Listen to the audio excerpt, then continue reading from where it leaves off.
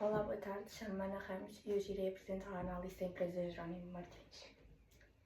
O objetivo desta análise é avaliar a sua situação financeira, a rentabilidade e a capacidade de gerar liquidez com base no balanço, na demonstração de resultados e no fluxo de caixa. Para começar, irei falar um pouco sobre a empresa. A Jerónimo Martins é um grupo de retalho alimentar líder em Portugal, Polónia e Colômbia, criado em 1792, atualmente com 234 anos, da qual a sua atividade principal é a venda de bens de consumo, destacando-se pela gestão eficiente da cadeia de abastecimento. A empresa aposta na criação de valor a longo prazo, investindo na modernização e expansão de valor da rede de lojas e infraestruturas, de maneira a manter a competitividade no setor. Agora, irei colocar um breve vídeo que explica um pouco mais sobre a empresa.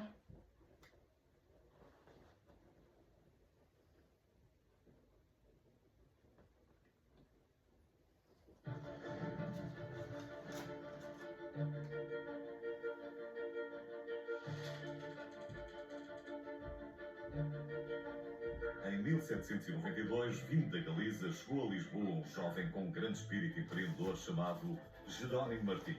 Com queda para o negócio, o jovem galego abriu uma modesta loja no Chiado, que rapidamente se transformou na loja mais in da capital, passando a fornecer a Casa Real e as embaixadas. Durante todo o século XIX, a loja prosperou e ganhou fama e reputação.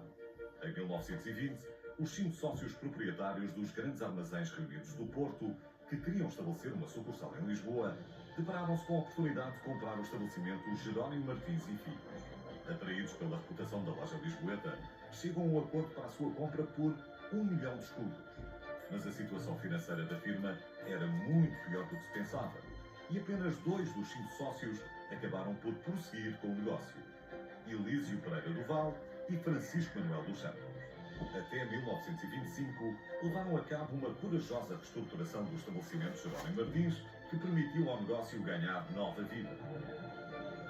Em 1938, Francisco Manuel dos Santos confia a direção dos negócios ao seu genro, Elísio Alexandre dos Santos, que inicia uma viragem estratégica na atividade de Jerónimo Martins, apostando na área industrial. Em 1944 é inaugurada a fábrica de margarinas e óleos alimentares FIMA, que arderia num incêndio pouco tempo depois.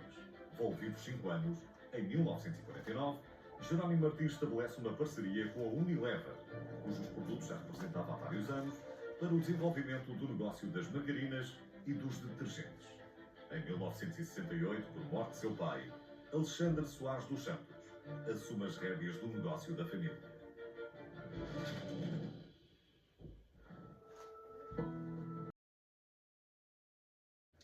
Dando continuidade à apresentação, irei falar agora um pouco sobre o balanço. No balanço, verifiquei que o ativo é dominado pelos ativos fixos tangíveis, refletindo os investimentos. Já os inventários acompanham o crescimento do negócio. No passivo, o aumento deve-se ao passivo corrente, devido à maior atividade. O endividamento a longo prazo está minimamente controlado, como podemos verificar aqui. Já o capital próprio, podemos verificar que teve uma boa evolução, evoluiu bem, passando de 3.094 para 3.351, o que reforça bastante a autonomia da empresa. E no capital investido houve um aumento também, passando de 6.308 para 6.931. A estrutura apresenta um endividamento geral de 51,7% e uma autonomia financeira de 48,3%, o que indica uma base sólida de capital próprio.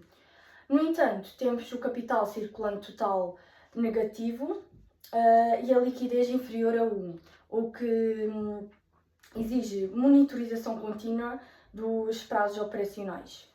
Em termos de rentabilidade, o ROI, que é o retorno sobre o capital próprio, confirma a eficiência da empresa em gerar valor para os acionistas.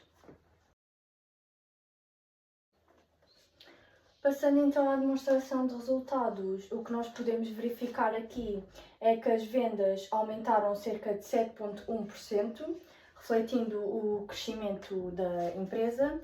Os custos das mercadorias vendidas das matérias consumidas acompanhou o aumento das vendas, mas a margem bruta melhorou ligeiramente para 20,58%, indicando um controle eficiente dos custos. Os gastos operacionais mantiveram-se alinhados, resultando numa margem EBITDA de 6,83% ao ano anterior, sendo ela de 10,9%, como podemos verificar aqui a margem EBITDA. O EBIT cresceu cerca de 12,8%, superando o crescimento das vendas e do EBITDA, demonstrando a melhoria operacional apesar do aumento da depreciação. Os custos financeiros aumentaram, mas não afetaram o resultado líquido, porque ele manteve-se positivo e superior ao ano anterior. Aqui tínhamos um resultado líquido de 445 e passámos a ter um resultado líquido de 492. Passando então para o fluxo de caixa, pude verificar que o fluxo de caixa operacional é positivo, está a evoluir bem, passou de 902 para 1086, impulsionado pelo aumento do EBITDA e pela melhoria da gestão do capital circulante, que está aqui menos 102. Os fluxos de investimento foram de menos 798, refletindo assim o CAPEX necessário para a expansão e modernização da rede. O fluxo de caixa de financiamento mostra uma gestão equilibrada com amortização de dívida e distribuição de dividendos. O indicador mais relevante é a reversão do fluxo de caixa total, que passou de negativo 387 para positivo 128, o que significa que a empresa conseguiu cobrir os investimentos com o caixa gerado pelas suas operações. Passando então à análise crítica, podemos verificar que a Jerónimos Martins apresenta uma posição financeira sólida com uma boa geração de resultados e caixa. A empresa demonstra eficiência operacional, controle de custos e uma estrutura financeira equilibrada. Os investimentos realizados reforçam a competitividade e o crescimento futuro. Como principais fragilidades, destaca-se a pressão sobre a liquidez do curto prazo e o aumento dos custos financeiros. A principal recomendação para a empresa é reforçar a gestão do fundo de maneio e da liquidez através da otimização de inventários, prazos operacionais e controle da dívida, mantendo assim a sua estratégia de crescimento. E agora, para concluir, podemos afirmar que a Jerónimo Martins apresenta uma situação financeira equilibrada com o crescimento ativo total e endividamento controlado. As vendas cresceram cerca de 7,1% e o EBIT cerca de 12,8%.